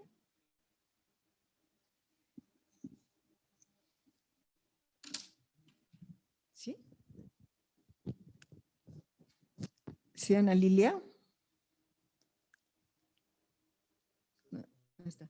Bueno, mientras le pasamos la palabra al arquitecto Horacio Urbano. Si eres tan amable, Horacio. Sí, ante la pregunta de propuestas, a mí me parece muy relevante apoyar al instituto. Me parece que ahora una tendencia que estamos viendo a nivel nacional o a nivel mundial, es crear organismos de planeación local. De hecho, uno de los objetivos de la SEDATU es fortalecer la creación de planes en los diferentes estados, en los diferentes municipios. Entonces, eso me parece fundamental.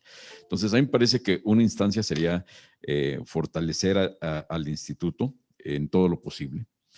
Obviamente, para el instituto tiene que hacer un esfuerzo enorme de trabajar en vinculación con todos los que tenemos que participar en eso, porque me parece que la creación del instituto debe ir acompañada de cumplir el objetivo de que ese instituto sea descentralizado, de que tenga una participación más incluyente. Me parece que eso debiera ser fundamental.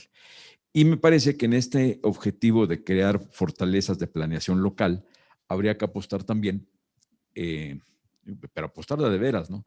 Por esa visión metropolitana de la cual hemos cascabeleado mucho y lograr que eso, sociedad, gobiernos locales, tomen conciencia de la importancia de esa visión integral donde el todo es la suma eficiente de las partes y priorizar los objetivos. Si el objetivo es, el objetivo no es reactivar la operación de los locales comerciales, ese es uno. El verdadero objetivo es que la gente retomemos la actividad normal, retomemos condiciones que nos permitan tener calidad de vida y entender qué calidad de vida queremos darle a los diferentes segmentos de población, ¿no? Hablaban de vivienda, pues sí, hacen falta cosas como que el gobierno entienda que a lo mejor es tiempo de que invierta, por ejemplo, una idea, en aprovechar el suelo público que tiene subutilizado, en destinarlo a vivienda en alianza público-privada, o el que lo haga directamente el gobierno para hacer viviendas que pueden ser para venta o para renta. O sea, opciones hay en verdad muchas, siempre y cuando no nos perdamos y tengamos muy claros los objetivos. Muchas gracias, Horacio. Y vemos si está Ana Lilia. Aquí estoy. Sí, Ana Lilia. Gracias. Sí, hola, ¿eres Marilena Martínez Carranza? Sí. Qué gusto saludarte. Es que con el cubrebocas no te alcanzaba a reconocer. Qué gusto saludarte. Hola. Siempre. Yo quisiera hacer unas breves acotaciones. Pues, a ver, tenemos la obligación como Estado de promover, de impulsar ciudades y comunidades sostenibles. Y yo creo que podemos criticar el pasado, siempre funciona en política, pero no cuando tenemos una responsabilidad que cumplir. Entonces, yo creo que lo que urge es ponerse a actuar. Lo que urge es que más allá de los discursos realmente le podamos poner presupuesto, porque la voluntad política se demuestra ahí. Nuestra metrópoli tiene un acelerado proceso de urbanización y de ninguna manera es planeado pensando en los recursos naturales que tenemos, que cada día están más devastados, y sin planeación, como ya se ha dicho aquí, en infraestructura, en vivienda, en espacios comunes, en transporte sostenible, que hace muchos años que no se invierte en transporte masivo en este Valle de México, pero también hay que decirlo, pues ya lo que estamos viendo es que tampoco se le da mantenimiento, o sea, ya ni eso. Me parece muy grave, porque las consecuencias se miden en vidas perdidas y en vidas que están teniendo una calidad de vida terrible. Ahora, el ritmo acelerado de esta urbanización, lo que está generando son nuevas formas de marginalidad social. Ya el primer expositor hablaba de cómo esta expulsión de personas que tiene la Ciudad de México, pues son las que menos oportunidades tienen. Entonces, esto también nos lleva a fomentar la delincuencia, a tener una violencia pues ya en niveles epidémicos, y yo creo que la porosidad, como lo ha dicho ONU Habitat, en los sistemas jurídicos, en la escasa eficacia de las tareas de control urbano, son parte de estos gravísimos obstáculos que frenan iniciativas de transformación urbana, y yo diría, pues, se están desperdiciando talento como el que hemos visto hoy en la mesa, que ha estudiado cómo ha ocurrido en el país, pero también en lugares donde los procesos de urbanización han sido exitosos. Y bueno, pues esto no es para un día, no es para un trienio, no es para un sexenio, es algo que tenemos que tomarnos en serio. Y bueno, pues desde el Poder Legislativo cuentan con una aliada en lo que a mí me toca hacer y a muchos de mis compañeros. Gracias. Muchas gracias. Y pasamos a la parte de los comentarios por parte de los asistentes y los que están por Zoom. Solicitarles, si son tan amables, cuando nos pasen su comentario, si quieren poner su nombre y si va a alguien dirigido. Tenemos un primer comentario, y quienes quieran hacer uso de la palabra de los participantes en la mesa, me lo indican, por favor. Dice, ¿cómo armonizar la planeación y gobernanza metropolitana en el marco del Programa General de Desarrollo de la Ciudad de México y del Plan General de Desarrollo de la Ciudad de México y del Programa de Ordenamiento Territorial? O sea, cómo armonizar la planeación y gobernanza metropolitana.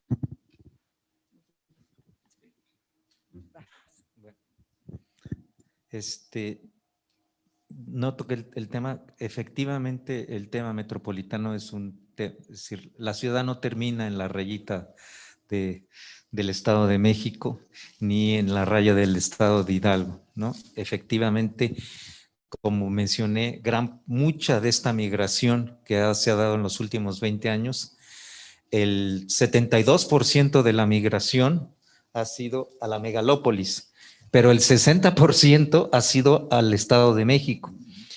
Y mucho de ello ha sido promovido por estas ciudades bicentenario que no funcionaron, pero sí funcionaron para generar unos grandes conjuntos habitacionales, porque el periodo migratorio del 2000 al 2010 es mucho mayor que el que viene, ya ha ido disminuyendo. Entonces, el tema metropolitano es un tema fundamental. Efectivamente, hay un gran esfuerzo en la ley de coordinación metropolitana que está detenida, y creo que es un esfuerzo que tenemos que hacer los tres gobiernos para que se pueda desatorarse, como dice la diputada, y poder avanzar en ponerse en marcha esta ley de coordinación metropolitana que se trabajó entre los tres gobiernos y que está detenida en este momento. Yo tengo entendido que la SEDATU ya lanzó una propuesta para rehacer y rehacer, porque lleva mucho tiempo, el programa de ordenamiento de la zona metropolitana del Valle de México, y esperemos que esta vez este programa se ejecute y no quede como las versiones anteriores, pues sin uso y además sin las comisiones y con pocos dientes para llevarse a cabo. Y la ventaja es que durante este programa de ordenamiento de la zona metropolitana habrá la posibilidad de trabajar en estos meses con no solamente con la participación ciudadana de la Ciudad de México, sino colaborar con el Estado de México y con el Estado de Hidalgo, y a través de sus secretarías buscar la participación para este programa y esta conexión y esta pues, obligatoria articulación entre el Plan General de Desarrollo y el Programa General de Ordenamiento Territorial, ¿no? Entonces, no tiene otra solución. Es decir, están imbricadas y, como vemos, y además impacta seriamente el agua, la luz, es decir, todo el medio ambiente, etcétera. Pues ahí lo dejaría, y yo creo que es una muy buena oportunidad la que tenemos de trabajar con la SEDATU, con el Estado de México y con el Estado de Hidalgo, en estos momentos en que podemos ampliar estos plazos para la aprobación de estos programas y la puesta en marcha oficial de ellos. Yo creo que lo que dijo la diputada es cierto. En algún momento participamos en estos procesos, foros, instalaciones de comisiones. Está atorado en el Congreso, digo, a base de ese dictamen. Y pues el Congreso local, la verdad, también deja mucho que desear en términos de cómo se está dictaminando. Entonces, pues yo creo que la pregunta es al nuevo Congreso. Hay una serie de innovaciones y que creo que también no hay muy lejos que ver. El proceso del Instituto Metropolitano de Guadalajara está siendo muy exitoso en términos no solo de coordinación y de consensos y de mesas y de gobernanza, sino también en términos de los instrumentos, como el que ya enseñé, el del visor urbano, el de la Agencia Metropolitana de Transporte. Y pues yo creo que aquí es donde la Ciudad de México queda súper rezagado, pero pues hasta que no tengamos diputados y funcionarios que escuchen y que sean eficientes en su trabajo, pues vamos a seguir así con este rezago.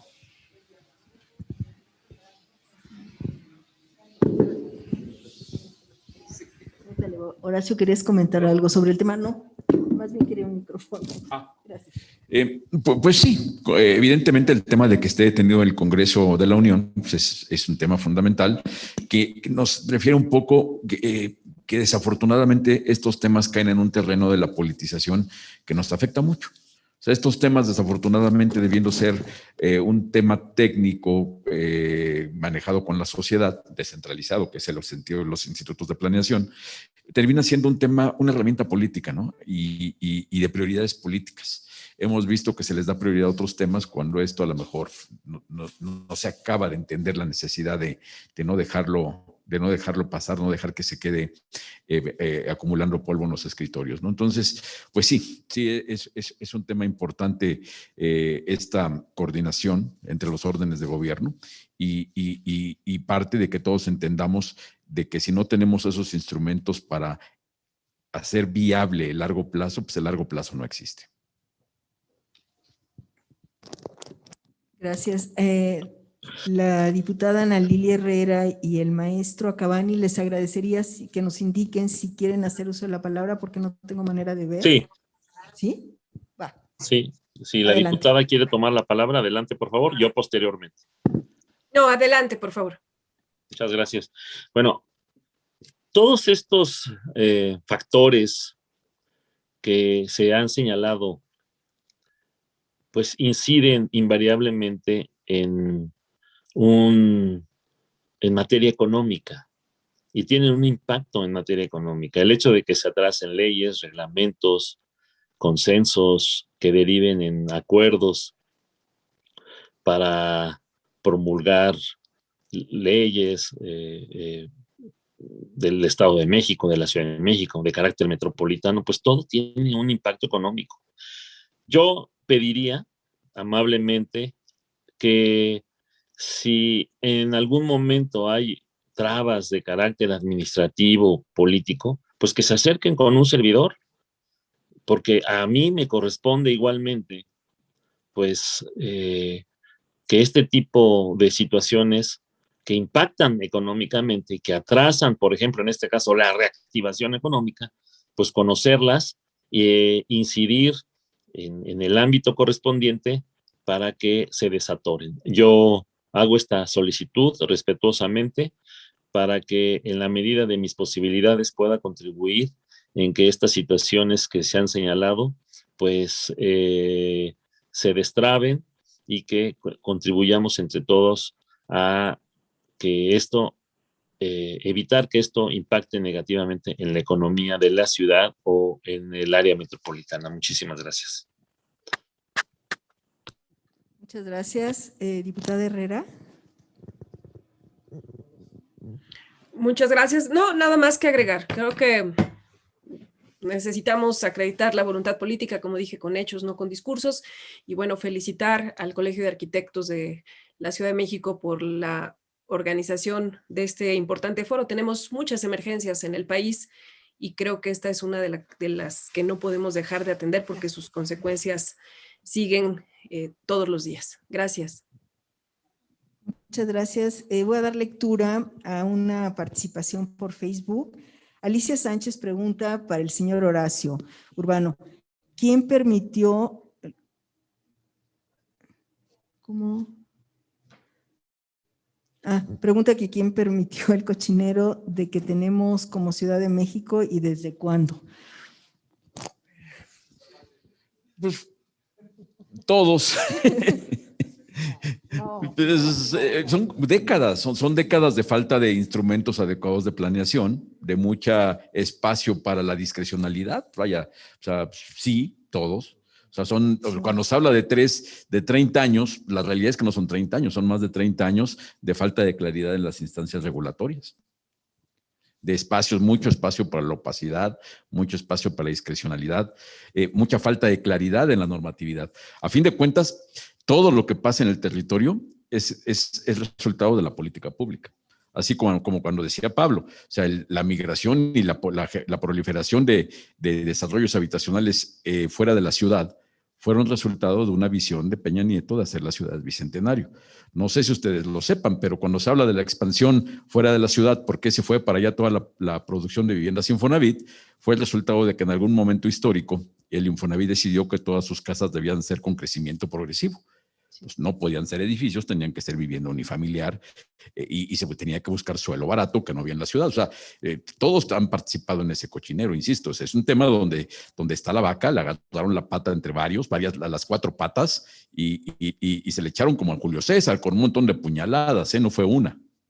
O sea, todos hemos sido partícipes de eso, querámoslo o no. Los vecinos. Hay grupos nimbistas que lo que buscan es cerrar el camino para las cosas y abren la puerta para que sí se haga lo que ellos quieren que se haga. Muchas gracias. Voy a dar lectura al comentario de Adriana Bachú. Dice, excelente presentación y cuestionamiento de la maestra Mónica Tapia. Mucho hablar de inclusión, de participación ciudadana, cuando posiblemente se amplíe la consulta por demanda de los ciudadanos ante los procedimientos amañados, como mandar el programa al legislativo. Tienes razón, Horacio Urbano, en el punto de la SEDATU, trabajando el tema de habitabilidad, como dar real calidad de vida a los habitantes que están desconectados de las propuestas de los programas de desarrollo de la Ciudad de México. Un comentario para el maestro Benyure, dice, efectivamente, la propia Constitución de la Ciudad de México reconoce que el instituto requiere el desarrollo de un sistema de indicadores. ¿No sería recomendable antes del programa de ordenamiento territorial tener abierto y a consulta el mismo? Seguramente que sus datos están partiendo para publicar nuevas zonas de desarrollo.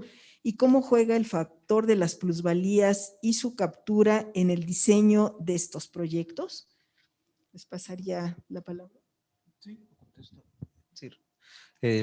Es un sistema de información geográfica y estadística. Estamos terminando de montarlo para que pueda ser consultado y abierto. La primera etapa está ya en la DIP. Funciona. Y los indicadores, el sistema de indicadores, son los indicadores que acompañan deberán acompañar a cada uno de los instrumentos de la planeación. Son parte de los instrumentos de la planeación. El Plan General de Desarrollo tendrá sus indicadores, el Programa General de Ordenamiento tendrá sus indicadores y cada uno de los instrumentos que se desprenden de esto tendrán sus indicadores. Estos indicadores permitirán hacer el seguimiento y la evaluación. Y efectivamente, en ese momento, estos indicadores deberán ser públicos y deberán ser la evaluación que principalmente está planteada a través del Consejo de Evaluación de la Ciudad de México, que es una instancia que todavía no se termina de crear, pero no solamente el Consejo podrá participar en la realización y en la evaluación. Hay 2 elementos fundamentales que que no existían en otros ni en el país, ni en muchos de los sistemas de planeación, que es precisamente el tema del seguimiento y la evaluación, es decir, que son los indicadores y el proceso de evaluación. Y algo que se ha mencionado, que es muy importante, que es la correlación con los presupuestos gubernamentales y las políticas públicas. Muchas gracias. De los otros 3 comentarios que Perdón, hemos ¿yo recibido. puedo decir algo sobre el sistema de información? Acá. Sí, claro. Yo creo que desde que conozco a Pablo hace como 2 años nos está prometiendo ese sistema de información y no lo hemos visto. En algún momento tuvimos un diálogo con las 6 personas que elaboraron el Programa General de Desarrollo y ellos nos pedían a nosotros los datos. Entonces, yo pues digo, y lo que vimos en la DIP, con base en un sistemita que hicimos muy ciudadano, muy pequeñito, que está a nivel público en la página de ciudadanía, hay 15 variables que no existen en la DIP. Entonces, pues si los ciudadanos tenemos 15 variables en nuestro sistemita, como que ese sistema de la DIP y algún día el que se va a crear en algún momento, y el tema es la secuencia. O sea, la secuencia es que el sistema de información debe de existir, los indicadores deben de existir para el programa preliminar, para el proyecto preliminar, y después se ponen a consulta, y pues aquí estamos al revés, ¿no? Se entrega al Congreso para que se apruebe. O sea, desde hace 1 año se entregó eso, después se retiró, otra vez se volvió a entregar, otra vez se retiró. Entonces estamos ahí perdiendo muchísimo tiempo. Para la pregunta de los constructores de cuándo empieza eso, pues yo creo que si hubiéramos hecho esto en la secuencia, ya estaríamos en otro proceso. Entonces, estas entregas y retiros, pues nada más son como para ver si pasa sin que nadie se dé cuenta. A mí me da esa impresión. Y hacer el sistema después de que esté aprobado, pues no tiene ningún caso. O sea, el tema es la secuencia, así como el proceso de participación y consulta. Muchas gracias. Las otras 3 comentarios que tenemos van en relación a la ciudad próspera y hablan, por un lado, el efecto que tiene en la industria de la construcción cuando las respuestas por parte de instancias como SACME, SEDEMA y SEDUBI hacen demasiado largo el proceso. Y lo mismo cuando se trata de hacer algún negocio, generar alguna riqueza, que los trámites burocráticos son eternos. No sé si en base a esto tengan ustedes algún comentario. Sí, licenciado. Bueno, estamos trabajando en esa materia para que los desarrolladores puedan empezar su proyecto en el menor tiempo posible. Incluso, por ejemplo, hay un decreto firmado por la jefa de gobierno para el caso específico de Paseo de la Reforma, que en lo que empiezan, por citar un ejemplo, la excavación o la demolición, vayan ya haciendo sus trámites en materia de construcción, abreviando el tiempo para que, terminando la demolición o la excavación para los estacionamientos en el subsuelo, pues ya tengan todo listo para arrancar inmediatamente la obra propiamente de la banqueta hacia arriba, ¿no? Entonces sí estamos trabajando en una simplificación administrativa en ese sentido. Tenemos otra simplificación administrativa que es en el CIAPEM, que maneja la Secretaría de Desarrollo Económico, que es el sistema de apertura de establecimientos mercantiles, que si es de bajo impacto, en tan solo 10 minutos ya pueden empezar a operar sin necesidad de acudir a otra instancia de gobierno. Y si es de impacto vecinal o de alto impacto, se dan de alta en el CIAPEN y con ese pueden iniciar sus trámites a la alcaldía. En la alcaldía nosotros estamos dando seguimiento a quienes se dan de alta como negocios de alto impacto o impacto vecinal, para que en las alcaldías igualmente les den su alineamiento y número oficial, si hay una manifestación de construcción o si hay una terminación de obra, lo hagan a la brevedad. Les damos un acompañamiento para que desde las alcaldías no dilaten también en esos trámites. Desde luego que hay muchos retos en la materia y bueno, es fundamental la cooperación del desarrollador para que también entregue en tiempo y forma sus planos, sus esquemas de mitigación, sus planes de mitigación, etcétera, de tal manera que conjuntamente pues logremos abreviar los tiempos, porque el tiempo es dinero, y que ellos puedan iniciar la obra en el menor tiempo posible. Es una necesidad reconocida. Estamos haciendo un esfuerzo a través de la Agencia Digital de Innovación Pública, que es la única instancia a nivel federal, a nivel nacional, que existe en un gobierno estatal, transparentando todo, simplificando todo, digitalizando los servicios, la atención al ciudadano, para que no se mueva, no se traslade, no toque ventanillas, y todo sea a través de una plataforma digital con su llave, que es la entrada como ciudadano al portal de la Ciudad de México. Estamos en ese esfuerzo, en esa ruta, en ese camino. No existía este esfuerzo anteriormente de transparencia y de simplificación, y por supuesto que invitamos a todos quienes deseen hacer una colaboración, una propuesta para mejorar este servicio de cualquier sector económico, de tal manera que podamos hacer este servicio un servicio transparente y eficiente. Muchas gracias. Gracias. Sí.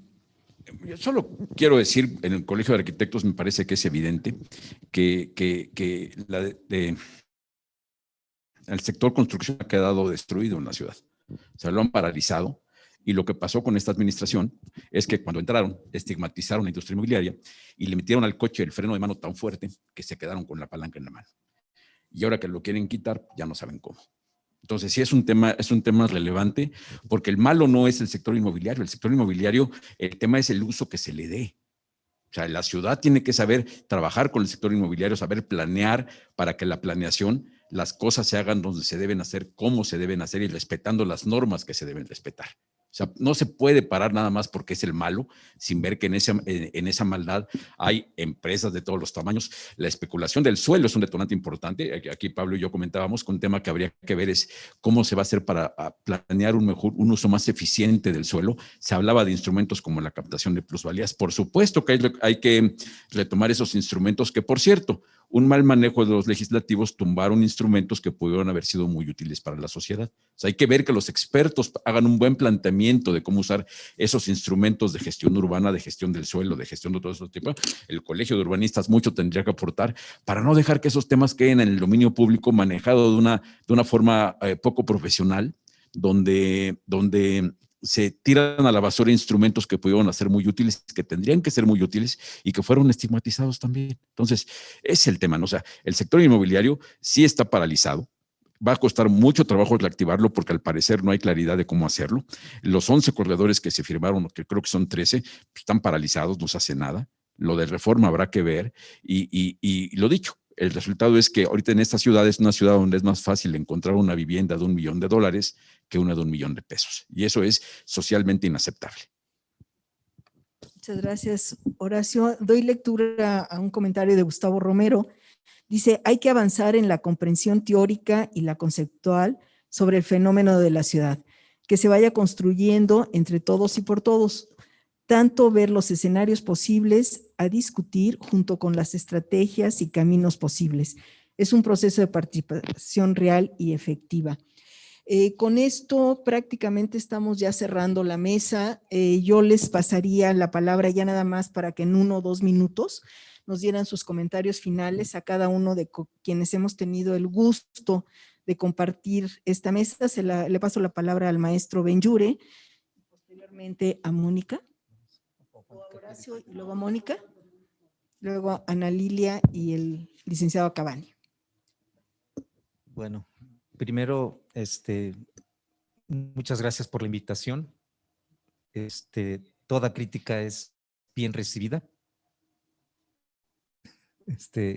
No queremos, sí quisiera mencionar y invitarlos que las puertas del instituto están abiertas. Hemos ya desarrollado varias rutas de trabajo, una ruta de trabajo muy importante con algunas organizaciones sociales que con su metodología precisamente para ir avanzando en las observaciones, las críticas y las propuestas para irlas teniendo y incorporarlas en los nuevos documentos. También hemos establecido con algunos copacos también una ruta de trabajo, que también, y con algunos pueblos y barrios, fundamentalmente del sur, ya hemos estado estableciendo estas rutas de trabajo, y está abierta para la participación en general esta mecánica de trabajo, esta ruta de trabajo, y estoy encantado de que se abran los foros, ¿no? Y efectivamente, en estas rutas de trabajo también tenemos que concluir con talleres específicos sobre temas específicos como los que estaba mencionando Horacio, ¿no? Muchas gracias al colegio por la invitación y esperemos que haya otros foros del colegio. Muchas gracias. Muchas gracias. Si quieres pasarle a Horacio o Mónica, por favor. Yo creo que el sector inmobiliario se ganó la fama. O sea, no fue el gobierno el que lo creó esa imagen. Yo creo que nosotros trabajamos un proyecto que se llama Obra Chueca y en 3 meses había 850 reportes de irregularidades. Y así continúa. Y últimamente no lo hemos revisado, pero son miles. Y no solo en la Ciudad de México, nos llegan reportes de todas las ciudades. Entonces yo creo que aquí hay un patrón de complicidad, de corrupción, de opacidad. Cuando hablaba de los fondos perdidos, puse el ejemplo de fondo Uber, pero en realidad hay fondos perdidos de los SACs, de los polígonos, de miles y miles de esos fondos donde se gastó y lo hemos escuchado de los propios inmobiliarios, ¿no? Se invirtió muchísimo dinero, se compraron muchísimos permisos, muchísima normatividad y el Congreso echó para atrás justamente estas normas por la opacidad que tenían. O sea, no fue así de la nada. Entonces yo creo que hay que aprender, digo, y la otra yo no quiero irme a pelear predio por predio y obra por obra y piso por piso. Yo estoy harta de eso, o sea, nunca más. Ese es mi propósito. Pero cuando no se pueden hacer acuerdos generales, pues los grupos van a seguir, yo no, pero hay miles de grupos que van a seguir peleando obra por obra y permiso por permiso. Y hasta que paremos y hagamos otros procesos diferentes que se pueden hacer y que se hacen normalmente en otras ciudades.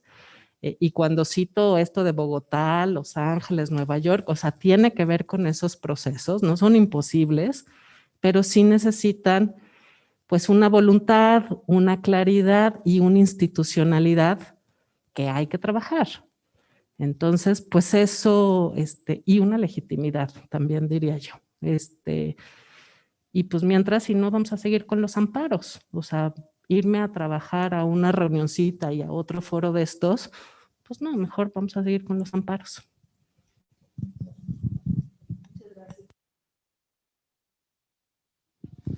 Pues agradecer al colegio la voluntad de abrir estos espacios.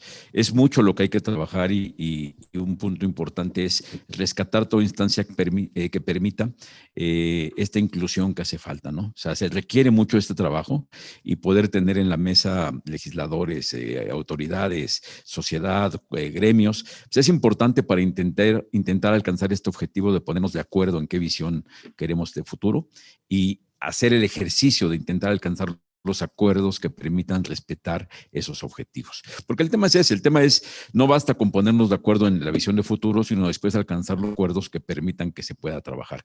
Hoy tenemos un problema muy grave con eso, hay muchos desacuerdos, hay muchos posicionamientos y el primer reto sería entender los objetivos y como decía la diputada Herrera, o sea, es muy importante que entendamos todo lo que pasó para tenerlo como referencia de por qué estamos así, pero pues lo que queda ahora es trabajar de cara al futuro, ¿no? O sea, entender que el futuro, Pablo que ponía frases importantes, decir, bueno, pues el futuro evidentemente podemos dejar que sea el resultado de la casualidad o fruto de un proceso planeado. Si apostamos por un proceso planeado, tenemos que comprometernos a todo lo que ello implica, ¿no? Legislación, acuerdos, voluntad, inversiones, muchos temas. Entonces, sí hay que identificar los temas fundamentales de esto para no perdernos en el discurso. Si no, va a acabar siendo como un catálogo de frases de tarjeta postal, ¿no? O sea, queremos una ciudad de derechos. Apostemos por el derecho a la ciudad, el derecho a la vivienda, el derecho al aire. O sea, hay que ponerle datos para que eso sea viable. Bueno, muchas gracias al colegio y gracias a todos los asistentes y a quienes están viendo esto en Muchas gracias, arquitecto urbano. Le cedo la palabra a la maestra Ana Lilia Herrera, por favor. Con gusto. Bueno, agradecer nuevamente la invitación, felicitarlos por la discusión y dejar un tema que quizá debería ser motivo de otro foro, porque los centros urbanos más grandes hasta ahora están empezando a hacer un seguimiento de la delincuencia de las ciudades, están conociendo las modalidades especiales, en particular de la violencia metropolitana. En el Valle de México, uno que permea es la violencia contra las mujeres y las niñas, y yo creo que la perspectiva de género debe ser uno de los ejes. Hoy la necesidad y las posibilidades reales desde el ámbito legislativo y político está en la construcción de normas en materia de género que propicien un verdadero derecho a la ciudad, bajo la premisa de que la planeación urbana y territorial debe tener un enfoque de gestión integral y sostenible del territorio, que hoy además debiera tener este componente adicional, no solo en beneficio de las mujeres, sino de toda la sociedad, que es este enfoque de género. Muchísimas gracias, María Elena Martínez Carranza, y a todo el Colegio de Arquitectos. Muchas gracias, Ana Lilia. Y le cedo la palabra al licenciado Acabani, si es tan amable. Sí, muchísimas gracias.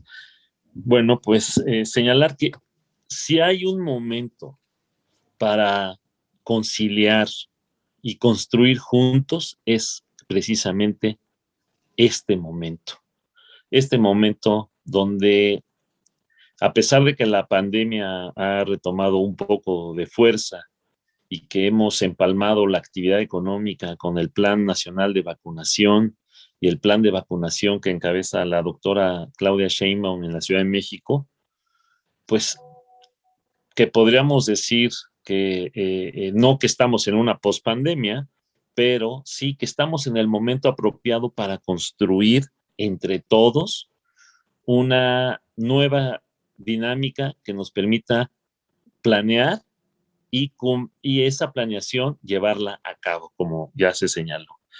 Y esto es lo fundamental que debemos ver. Yo, más allá de estigmatizar al sector de la construcción, donde hubo casos ejemplares de evidente corrupción en una presa, en lugares claramente prohibidos, se iniciaron construcciones y estamos en proceso de demolición de las mismas. Y también de situaciones en donde una revisión exhaustiva de los proyectos provocó pues cierta parálisis, por decirlo de alguna manera, en cuanto a inversiones, puesto porque estaban siendo revisados los propios empresarios o los propios proyectos. Pero creo que ya es el momento de construir y es el momento de partir. Yo celebro estos foros y recuerdo con mucho cariño, además no puedo dejar de señalarlo, la participación que tuve en mi gobierno cuando fui jefe delegacional en Benito Juárez, el Colegio de Arquitectos, en la construcción del plan de desarrollo urbano de la alcaldía. Participaron activamente en el mismo, que es vigente. Yo ya no me responsabilizo si posteriormente lo violaron o no las subsecuentes autoridades, pero ahí está. Es un plan de desarrollo urbano de largo plazo, vigente, y que ha contribuido a construir un equilibrio en las construcciones en la alcaldía Benito Juárez. Y pues ahí participó activamente el Colegio de Arquitectos, además de en otros menesteres que apoyaron a un servidor, y cosa que recuerdo con mucho cariño. Pues les agradezco, considero que es mi casa el Colegio de Arquitectos, les agradezco mucho su invitación y estoy a sus órdenes. Cedo la palabra al arquitecto Norato Carrasco, presidente del Colegio de Arquitectos, ya para... Sí, muchas gracias, María Elena. Pues ya prácticamente queda concluido el tiempo que tenemos previsto para esta primera mesa. Agradecemos, por supuesto, la participación y queremos hacerlo entregándoles un reconocimiento por esta participación. Lo voy a leer rapidísimo. El Colegio de Arquitectos y Sociedad de Arquitectos Mexicanos otorgan el presente reconocimiento, en este caso, bueno, a cada uno de los participantes, como panelistas, en este caso de la mesa de diálogo 1, con el título de cada una de las mesas, así será en lo subsecuente. En el caso de la mesa 1, Ciudad Igualitaria, Próspera y Justa, en el foro rumbo a una ciudad de derechos, llevado a cabo el 22 de julio del 2021. Y se firma por los consejos directivos del colegio y la Sociedad de Arquitectos Mexicanos por un servidor. Pues me voy a permitir entregarles los reconocimientos al maestro Pablo Tomás Benlliure Bilbao. Muchas gracias, Pablo. Gracias por la participación. A la maestra Mónica Tapia. Mónica, muchísimas gracias. Gracias por acompañarnos. Al maestro Horacio Urbano, arquitecto, muchas gracias. Sí, arquitecto, perdón. Bueno, y en presencial, en este caso a Marilena Martínez Carranza, nuestra moderadora. Muchas gracias por esta participación. Y por supuesto a nuestros dos participantes que de manera virtual también les haremos llegar sus reconocimientos, tanto a la diputada Ana Lilia como al secretario Acabani, pues también nuestro agradecimiento. Pues con esto cerramos la mesa. La dinámica nos permite tomar un breve receso de una media hora para poder abordar la siguiente mesa, la mesa número 2. Me gustaría también rápidamente hacer un anuncio y que aprovecho la mesa. Estamos de plácemes en el colegio.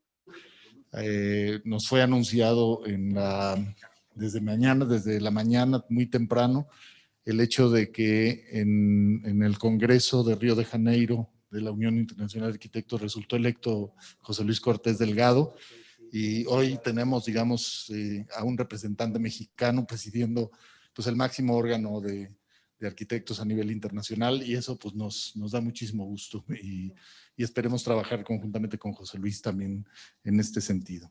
Pues un aplauso para José Luis, me encantaría. Y bueno, pues les agradecemos a todos su participación. Dejamos unos minutos, vamos a tomar la foto oficial y nos vemos aquí en 30 minutos para el inicio de la mesa número 2. Muchas gracias.